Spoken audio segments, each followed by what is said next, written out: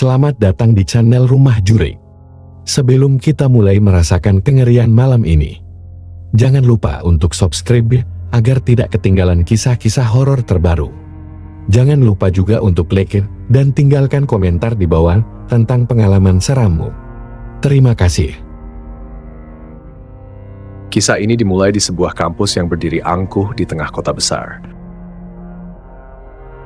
Dulunya, gedung itu adalah bank tua yang sudah puluhan tahun ditinggalkan.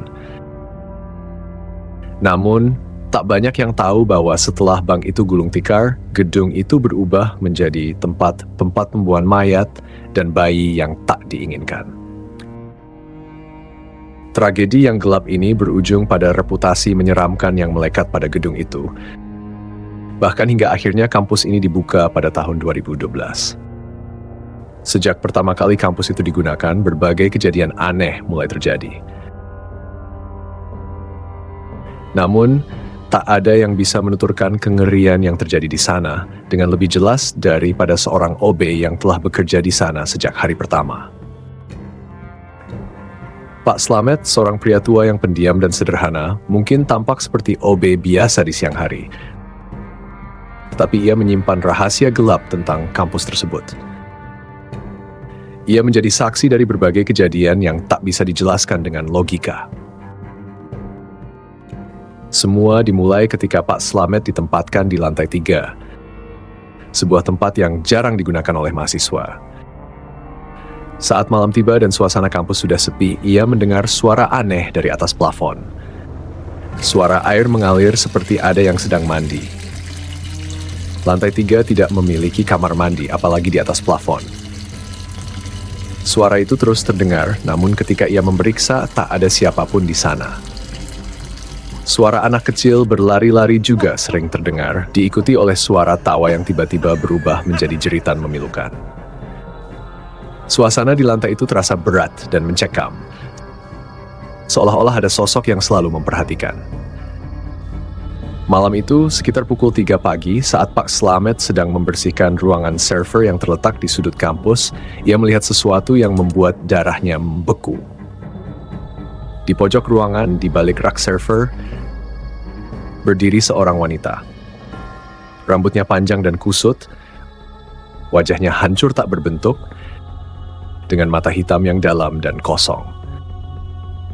Pak Slamet terpaku, tak mampu bergerak atau berteriak. Wanita itu menatapnya dengan tatapan yang penuh dendam, seakan-akan menyalahkan Pak Slamet atas sesuatu yang tak bisa ia pahami.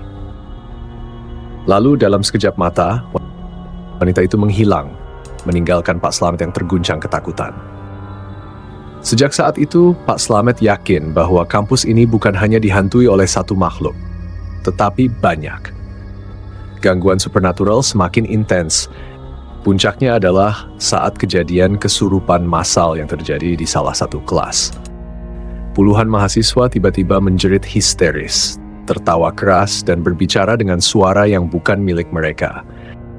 Beberapa bahkan mulai menyakiti diri sendiri, menggaruk wajah dan tubuh mereka hingga berdarah.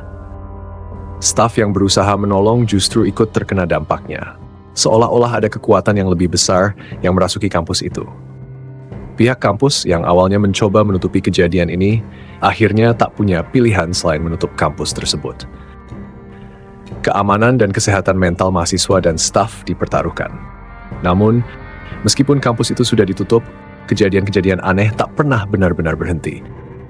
Kisah Pak Slamet dan kampus angker itu menjadi buah bibir di mana-mana. Orang-orang di media sosial memperdebatkan kebenarannya.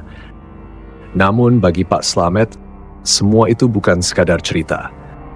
Ia membawa bekas luka dari pengalaman yang tak bisa ia lupakan, meski ia tak lagi bekerja di sana. Setiap kali ia mengingat kembali wanita dengan wajah rusak dan mata hitam itu, hatinya selalu dipenuhi rasa takut dan ketidakberdayaan. Kampus itu sekarang berdiri kosong dan terlantar.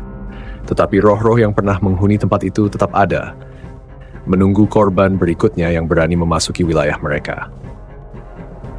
Kisah ini menjadi misteri yang menghantui kota besar itu, dan meskipun banyak yang tak percaya, mereka yang pernah berada di sana tahu bahwa kampus itu menyimpan sesuatu yang jauh lebih gelap daripada sekadar cerita horor biasa.